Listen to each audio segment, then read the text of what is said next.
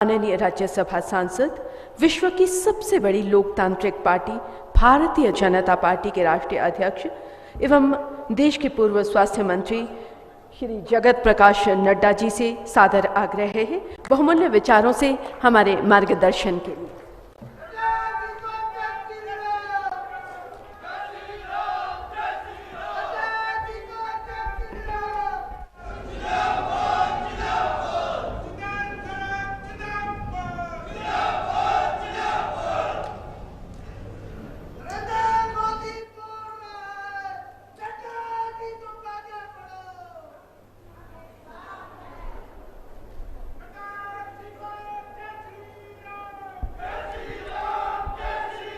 बोले भारत माता की, भारत माता की, भारत माता की।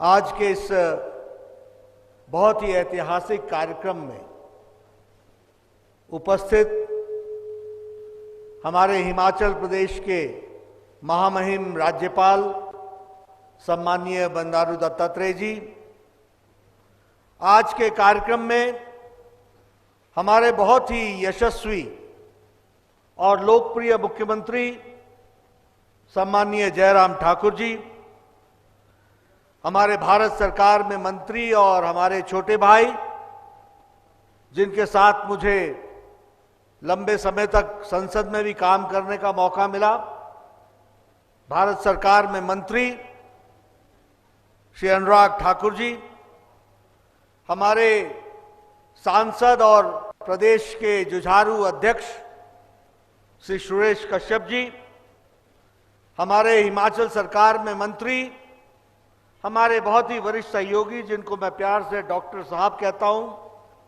श्री सुरेश भारद्वाज जी, हमारे विपक्ष के नेता जिनके साथ मुझे विधानसभा में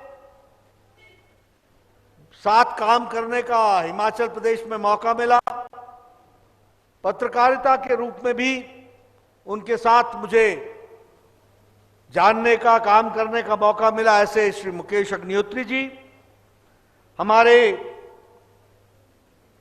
मंत्रिमंडल में हिमाचल प्रदेश के सभी सम्मानीय मंत्रीगण, सांसदगण, विधायकगण यहां इतनी बड़ी संख्या में एकत्र आए हमारे स्वर्ण जयंती दिवस के कार्यक्रम में उपस्थित हमारी सम्मानीय जनता, माताएं, बहनें, बुजुर्ग, नौजवान साथी और हमारे मीडिया के साथी, प्रिंट मीडिया, इलेक्ट्रॉनिक मीडिया के साथी और हिमाचल प्रदेश के वरिष्ठ अधिकारीगण, मेरा यह सौभाग्य है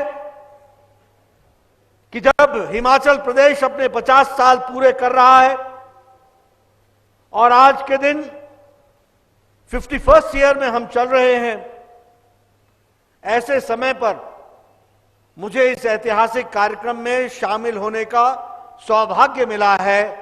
इसके लिए मैं आयोजकों को भी और आप सबको धन्यवाद देता हूं जिन्होंने मुझे यहां आने का निमंत्रण दिया। मित्रों, जो लोग भी इस कार्यक्रम में शामिल हुए हैं, प्रत्यक्ष रूप से या फिर चैनल के माध्यम से या टेलीविजन के माध्यम से, मैं उन सब लोगों को बहुत ही भाग्यशाली मानता हूं। भाग्यशाली इसलिए मानता हूं कि इतिहास के कुछ पल होते हैं, कुछ समय होता है जो अपने से तय नहीं किया जाता है। ये प्रभु कृपा से ही मौका मिलता है कि ऐसे समय में हमें भी उसमें शामिल होने का मौका मिला था और वह मौका आज स्वर्णिम दिवस पर आप सबको, हम सबको मिल रहा है। इसके लिए मैं आपको बधाई देना चाहता हूं। अब आपको लगता होगा कि जगत प्रकाश ने यह बात कह दी, यह कही नहीं है, क्योंकि जब मैं अपने याददाश्त की मेमोरी लेन में जाता हूं तो मुझे याद पड़ता है कि जब मैं 11 साल का छोटा बालक था और मैं अपनी सर्दियों की छुट्टियां मनाने आया था। जिन दिनों हमारे शहर में बिलासपुर में 1 बजे के आसपास द ट्रिब्यून पहुंचता था, उस द ट्रिब्यून पे मुझे वो तस्वीर देखने का मौका मिला था that Himachal becomes the 18th state of the Union Territory of India. ये अखबार मेरे आंखों के सामने एक छाप है। मैंने अपने मामा से पूछा था ये राज्यहुड होता क्या है। मेरे मामा ने कहा था कि आज हम संपूर्ण राज्य बन गए। आज ऐसे ही बहुत से बच्चे अपने परिवारों में पूछेंगे कि यह स्वर्णिम दिवस क्या होता है। 50 साल की यात्रा हमने पूरी की है, बहुत से मोड़ देखे, बहुत सी ऊंचाइयां देखी, बहुत से कष्ट भी देखे। आज हम ये कह सकते हैं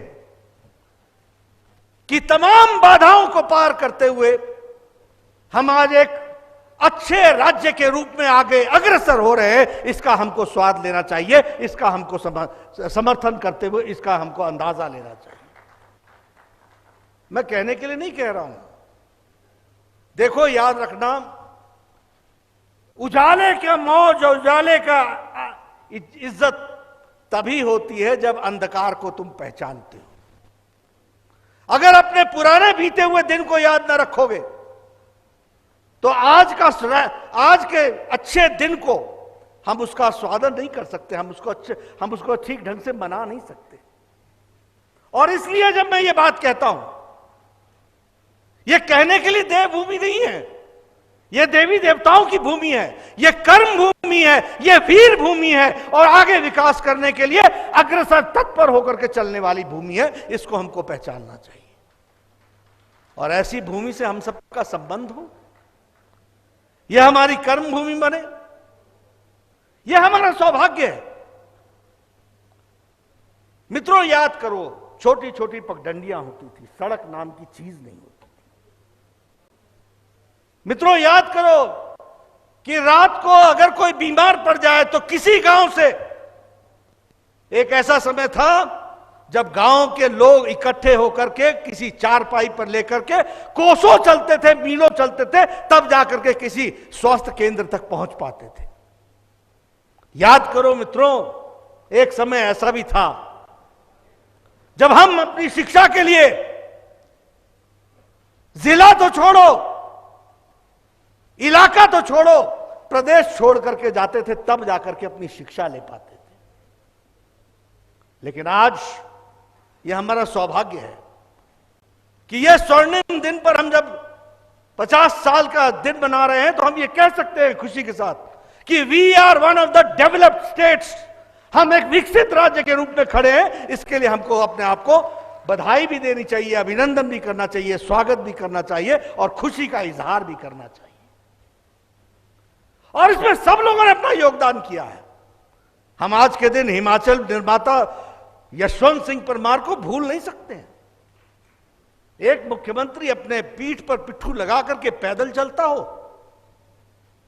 14 साल के मुख्यमंत्री के पश्चात शिमला के बस स्टैंड से अपने घर जाने के लिए मुख्यमंत्री काल के बाद बस पर बैठकर जाता हो। यह इतिहास के पन्नों में दर्ज है। मित्रों, याद रखना हमारी जिम्मेवारी है। अगर हम याद करें एक के बाद एक सक्सेसिव गवर्नमेंट्स, किस तरीके से उन लोगों ने काम किया है। मुझे याद है, मैं छोटा सा था, मुझे घर वालों ने जाने नहीं दिया, लेकिन मैं दूर से देखता रहा वह कंदरौर का ब्रिज जब उसका उद्घाटन हुआ था। वो दुनिया उमड़ करके आई थी। It was the Asia's highest bridge और वो कनेक्ट करता था नए हिमाचल और पुराने हिमाचल को। इसको भी हमको समझना चाहिए। यह भी हमने दिन देखे। हमको याद करना चाहिए सभी मुख्यमंत्रियों ने बहुत अच्छा काम किया है। सबने एक तरफ से इस बैटन को आगे बढ़ाया है। अगर स्मॉलर स्टेट होकर के बिगर स्टेट के कैटेगरी में अगर हम इंफ्रास्ट्रक्चर में वीरभद्र सिंह जी के टाइम पर अवार्ड लेते हैं तो बधाई के पात्र हैं जिन्होंने अपना यह कंट्रीब्यूशन किया है। हम भूल नहीं सकते शांता कुमार जी को, कोई ऐसा गांव नहीं था जहां हमारी बहनें एक कतार में पगडंडियों में 3-3 किलोमीटर नीचे उतर करके पानी भरा करती थी और वहां से घैले पर पानी लेकर के ऊपर आया करती थी। हम भूल नहीं सकते। उन्होंने लोगों के सर से घैला उतारा है, सुराही उतारी है, घड़ा उतारा है, और इसीलिए वो पानी वाले मुख्यमंत्री जाने गए। राजनीति की उतार पटक, आना जाना लगा रहता है, लेकिन आईपीएच डिपार्टमेंट बना तब जब Shanta Kumar became the chief minister of the state. ये रॉयल्टी का मामला, ये 12% की रॉयल्टी का मामला, आज हिमाचल प्रदेश को सेल्फ सस्टेनेबल की तरफ बढ़ाने का योगदान शांता कुमार जी का था। पानी वाले मुख्यमंत्री के रूप में जाने गए। अगर हम प्रेम कुमार धूमल जी की बात करें, अटल जी का आशीर्वाद मिला, और अटल जी के आशीर्वाद के बाद ये गांव गांव में सड़क के जाल बिछाने वाले मुख्यमंत्री बने, तो प्रेम कुमार धूमल बने। ये भी हमको ध्यान में रखना चाहिए। ये छोटी घटनाएं नहीं है। मैं एमएलए था 1993 में, मैं विपक्ष का नेता था। मेरा एक्सीएन मेरे से पूछा करते थे, सर बताइए हम आपकी कौन सी सड़क इस साल 3 किलोमीटर बना दें। क्यों? क्योंकि 10 सड़कों में पड़ा हुआ है, कैसे बनेगा। उनके आगे भी अंधेरा था, मेरे आगे भी अंधेरा था। हमें दिखता नहीं था रास्ता कि हम अपने लोगों का विकास कैसे करेंगे। अटल बिहारी वाजपेयी जी आए, प्रधानमंत्री बने भारत के। प्रधानमंत्री ग्रामीण सड़क योजना चली। मैं जो 1993, 94, 95, 96 में गांव के लिए जाने के लिए हर इलाका कॉन्स्टिट्यूंसी में पैदल घुमा करता था, 1998 से 2002 में 95% गांव मेरे सड़क से जुड़ गए। यह परिवर्तन आकर के खड़ा हुआ, यह हमको समझना चाहिए। मित्रों, बहुत विकास हुआ, सबने विकास में अपना योगदान किया। अटल जी के हम इकोनॉमिक पैकेज को भूल सकते हैं? बहुत बड़ा। क्या ये अटल टनल योजना को हम भूल सकते हैं? क्या ये प्रोजेक्ट्स जो बने जिससे बिजली में हम सेल्फ सफिशिएंट की ओर आगे बढ़े, इसको हम भूल सकते हैं? हर दृष्टि से विकास हुआ है, हर दृष्टि से विकास हुआ है, और सभी लोगों ने मिलकर के इसको, हिमाचल को सुंदर, अच्छा देवभूमि का हिमाचल बनाया है। हमें इस पर गर्व भी है, गौरव भी है। मैं जब हिमाचल प्रदेश की विधानसभा की बात करता हूं तो मैं अन्य विधानसभाएं भी देखता हूं।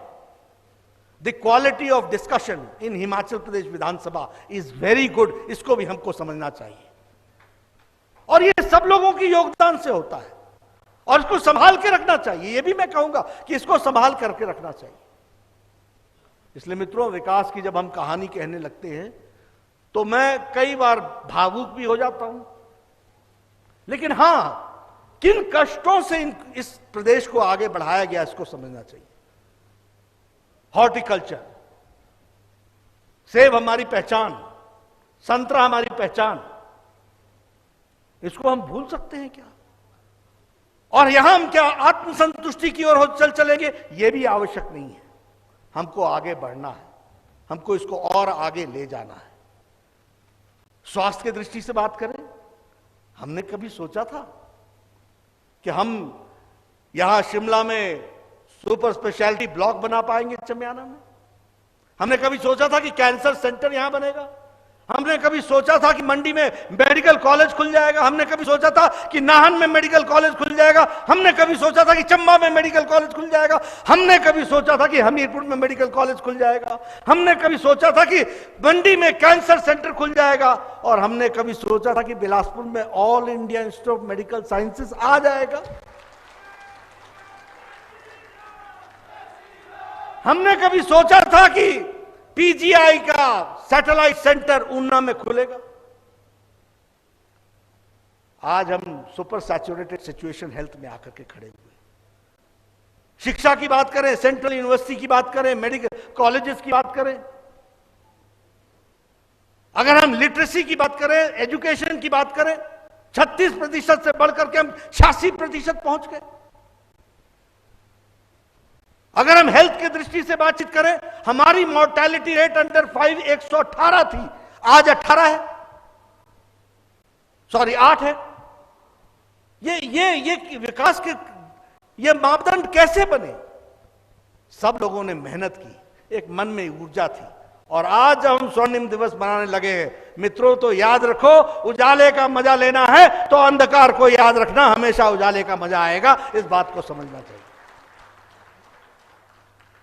इसलिए मैं तो हमेशा कहता हूं कि अगर हम, और हमारे पास पोटेंशियल है, हम कोई ऐसे एग्जॉस्ट सिचुएशन में नहीं पहुंचे, हमारे पास पोटेंशियल है, टूरिज्म का पोटेंशियल है, रिलीजियस टूरिज्म का पोटेंशियल है, हमारे पास अपने विकास करने के लिए कई आयाम हैं, हॉर्टिकल्चर का पोटेंशियल है, एग्रीकल्चर का पोटेंशियल है, उनको हमको और आगे बढ़ाना है। और हम कभी भी अंग्रेजी का शब्द एक्सप्लॉयटेशन नहीं कहते हैं, हम हमेशा यूटिलाइजेशन कहते हैं। ये सब यूटिलाइज करने की जरूरत है, और मुझे पूरा विश्वास है कि हमारे सभी साथी इसकी यूटिलाइजेशन भी करेंगे और इसको आगे बढ़ाएंगे और इसको आगे ले चलेंगे। मित्रों, हम जब इन सारी चीजों की बातचीत करते हैं और अटल जी के इकोनॉमिक पैकेज की बात करते हैं, तो हम यह भी हमको ध्यान में रखना चाहिए कि नरेंद्र मोदी जी के प्रधानमंत्री बनने के बाद हिमाचल प्रदेश को दोबारा स्पेशल कैटेगरी स्टेट का फाइनेंशियल बेनिफिट मिला है। हमारे यहां से चला गया था, एक फाइनेंस कमीशन की रिकमेंडेशन आई थी, शायद वो सालवे साहब उसके चेयरमैन थे, उस समय की रिकमेंडेशन में हमारी स्पेशल कैटेगरी स्टेट चली गई, हमको जो स्पेशल बेनिफिट्स मिलना चाहिए था वो नहीं मिल पाया। लेकिन उसके बाद जैसे ही हमारे प्रधानमंत्री मोदी जी बने, हमारा स्पेशल कैटेगरी स्टेट बना, इसको भी हमको ध्यान में रखना चाहिए। अटल टनल पूरा नहीं हो रहा था, मुझे याद है मनाली आए थे अटल जी, अटल जी ने चर्चा में कहा था, वो पत्थर मेरे दिल पर पत्थर है, ये शब्द उन्होंने कहे थे, और हम लोगों ने उस समय कहा था, अटल जी, अटल टनल पूरा बनेगा, उसका काम रुक गया था। राजनीतिक दृष्टि से मैं विषय को नहीं उठाना चाहता, लेकिन उसका काम रुक गया था। ये प्रधानमंत्री मोदी जी बने जिन्होंने फिर से वॉर स्केल पर काम शुरू किया, और आज अटल टनल हमारे सामने विद्यमान है, और वो हमारे को सिर्फ हमारे ही लिए उपयोगी नहीं है, वो भारत की डिफेंस के लिए भी बहुत उपयोगी है। इस बात को हमको समझना चाहिए। एक ऑल्टरनेटिव रूट बना, विकास के दृष्टि से एक नया आयाम आया।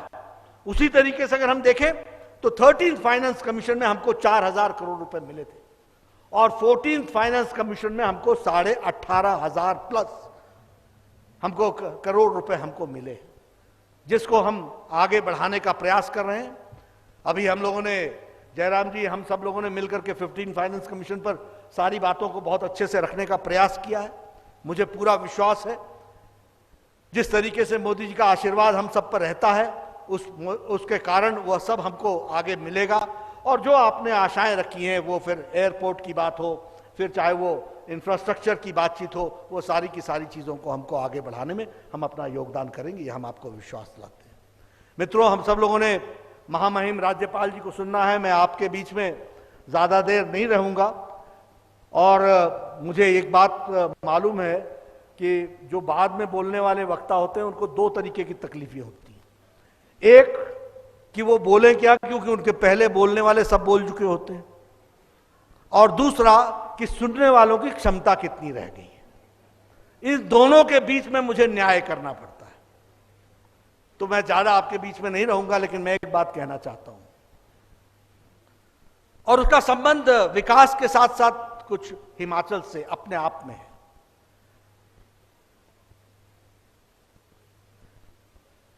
मित्रों, एक समय में हमारे वरिष्ठ नेताओं ने इस प्रदेश को मुसीबत से निकाल करके यहां तक पहुंचाया है।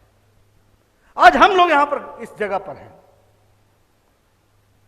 जिन्होंने 1971 देखा था, शायद उनमें से कोई यहां पर नहीं हो, उसने आज ये 2020-21 देख रहा है। और आने वाला समय भी आएगा जब हमसे भी पूछा जाएगा कि आपने इसमें अपना योगदान क्या किया है। We have to carry on the baton. और मुझे पूरा विश्वास है कि जयराम ठाकुर जी के नेतृत्व में, यंग नेतृत्व में, हिमाचल प्रदेश एक लंबी छलांग लगाएगा और हम कह सकेंगे कि विकास में हमने भी अपना योगदान किया।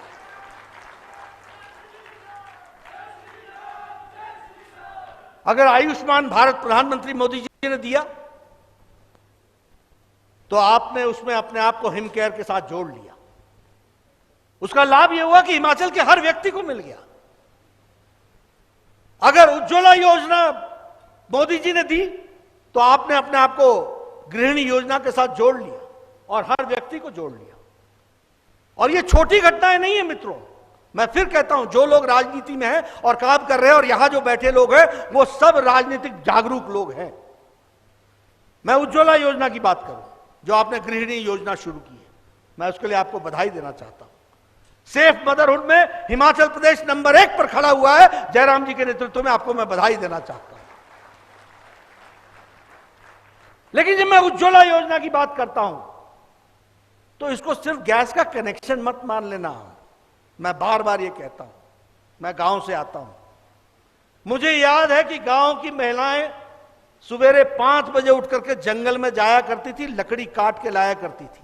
और जिन लोगों को गांव में रहने की आदत होगी उनको 5 बजे ये ठक ठक ठक की आवाज लकड़ी काटते हुए सुनाई देती होगी।